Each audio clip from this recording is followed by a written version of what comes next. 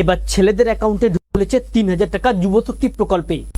যদি আপনার বাড়ির ছেলে অথবা মেয়ের বয়স ২১ থেকে ৪০ বছরের মধ্যে হয়ে থাকে অথবা মাধ্যমিক পাস থেকে থাকে, যদি আপনি যুবসাথী প্রকল্পের টাকা পেয়ে থাকেন আর আপনিও যদি চেয়ে থাকেন যুবশক্তি প্রকল্পে ৩,০০০ টাকা ঢুকুক আপনার অ্যাকাউন্টে, তাহলে আজকের আপডেটটি সম্পূর্ণ আপনারই জন্য। অতি স্বল্পক্ষণের ভিডিও, মোটেও স্কিপ না করে শেষ পর্যন্ত দেখবেন। আলোচনা শুরু করার পূর্বে আপনাদের কাছে একটা রিকোয়েস্ট, ভিডিওটিকে অবশ্যই একটি লাইক করে জনস্বার্থে প্রচুর শেয়ার করবেন, কারণ আপনার দ্বারা অন্যজনের জানতে অনেকটাই সুবিধা হবে। চলুন দেখে নেওয়া যাক বিস্তারিত। তো ফ্রেন্ডস, তৃণমূল সরকারের আমলে রাজ্যে প্রচুর সংখ্যক মাধ্যমিক পাস ছেলে মেয়ে যাদের বয়স ২১ থেকে, তারা যুবসাথী প্রকল্পে দুবার করে পেয়েছে ১৫০০ ৩,০০০ টাকা করে। আর বিজেপি সরকার ক্ষমতায় আসার আগেই প্রতিশ্রুতি দিয়েছিল যে মাধ্যমিক পাস ছেলে মেয়ে যাদের বয়স ২১ থেকে ৪০ বছর তাদেরকে যুবসাথীর পরিবর্তে যুবশক্তি প্রকল্পে ৩,০০০ টাকা দেওয়া হবে। ইতিমধ্যে অনলাইনে একটি পোর্টালও লঞ্চ করা হয়েছে যুবশক্তি প্রকল্পের। যদিও তৃণমূল সরকার ক্ষমতা হারার পর থেকেই, বিজেপি ক্ষমতায় বসার পর থেকে যুবসাথী প্রকল্পে কেউ কিন্তু এখনো পর্যন্ত টাকা পায়নি। যদিও অন্নপূর্ণা যোজনায় ইতিমধ্যে অনেক মহিলার অ্যাকাউন্টে ৩,০০০ টাকা ঢুকেছে, এমনকি বিধবা ভাতা, বার্ধক্য ভাতাও অনেকেই পেয়েছে। বাকি রয়েছে যুবশক্তি প্রকল্পে ৩,০০০ টাকা।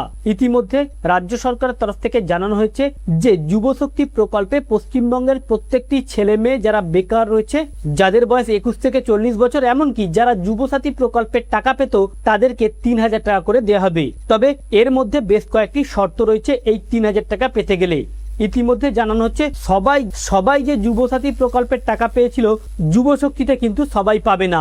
যার মধ্যে প্রত্যেকটি প্রকল্পের মধ্যে যে শর্ত রয়েছে, যেমন যাদের ২০২৬-এর ভোটার লিস্টে নাম নেই, ভোটার তালিকা থেকে নাম বাদ গিয়েছে, তারা পাবে না। এবং যাদের অ্যাকাউন্টের সঙ্গে ডিবিডি লিঙ্ক নেই, যারা পশ্চিমবঙ্গের বাসিন্দা নয়, এই সকল ছেলেমেয়েরা মাধ্যমিক পাস হলেও ২১ থেকে ৪০ বছরের মধ্যে হলেও এরা কিন্তু টাকা আর পাবে না। তবে যুবসাথী প্রকল্পের যত উপভোক্তা রয়েছে সকলের একটা ভেরিফিকেশন চলছে।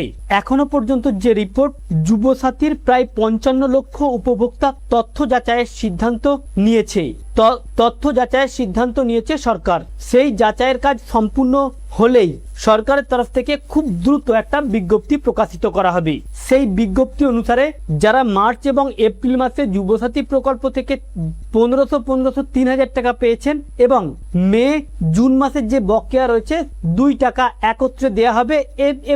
এবং এরপর একটি নতুন করে ফর্ম আসতে চলেছে, সেই ফর্মটি ফিল আপ করে জমা দিলেই তবে যুবসাথী প্রকল্পের ছেলে মেয়েদের এই ৫৫ লক্ষ ভেরিফিকেশনের পরে যুবশক্তি প্রকল্পের ছেলে মেয়েদের জন্য নতুন একটি ফর্ম আনা হচ্ছে, যে ফর্মটির নাম যুবশক্তি ফর্ম।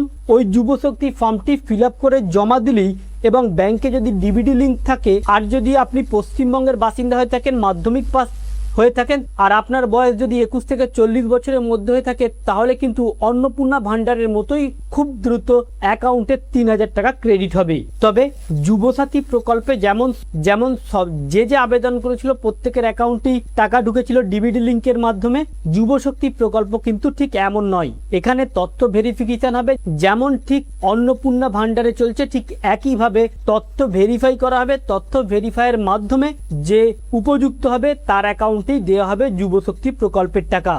যদিও এখনো পর্যন্ত নির্দিষ্ট কোনো বিজ্ঞপ্তি প্রকাশিত হয়নি, তবে বিশেষজ্ঞদের দাবি এটাই। তাছাড়া এই মুহূর্তে একটি পোর্টালও লঞ্চ করা হয়েছে সরকারের তরফ থেকে। তো ফ্রেন্ডস, যদি আপনি মাধ্যমিক পাস হয়ে থাকেন, যদি আপনি পশ্চিমবঙ্গের বাসিন্দা হয়ে থাকেন, যদি আপনার বয়স ২১ থেকে ৪০ বছরের মধ্যে হয়ে থাকে, তাহলে সরকার কোনো রকম প্রকল্প বন্ধ করবে না, এটা পরিষ্কার জানিয়ে দিয়েছে। বরং যে প্রকল্পে টাকা পেতেন দ্বিগুণ করে দেওয়া হবে, তবে ভেরিফাইয়ের মাধ্যমে। এর জন্য আপনাকে একটু অপেক্ষা করতে হবে। তো ফ্রেন্ডস, এই ছিল মূলত যুবশক্তি প্রকল্প নিয়ে বিশেষ আপডেট। আমাদের উদ্দেশ্য ছিল এই আপডেটটি আপনাদের সামনে উপস্থাপন করা, যাতে আপনাদের জানতে সুবিধা হয়ে থাকে। ভালো লেগে থাকলে ভিডিওটিকে অবশ্যই একটু লাইক করে শেয়ার করবেন। Thank you friends, thank you for watching.